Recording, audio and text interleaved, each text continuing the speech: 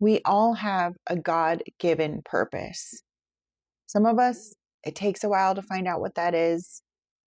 I think I'm now just discovering exactly what my purpose is. And I'm learning that God will put somebody that does that already, but is more advanced than you in your life to help guide you. And it's really cool. And I love watching it. And at first I was a little afraid because I'm like, I don't know if I can actually do all that.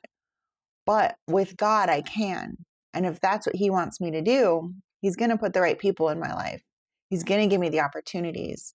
He's also going to ask me to give up certain things that are holding me back. And that's probably the hardest part, is letting go. But again, if it's a God given purpose, then He will give you the tools. He will help you through it. All you have to do is pray, listen, be obedient, and ask Him for help.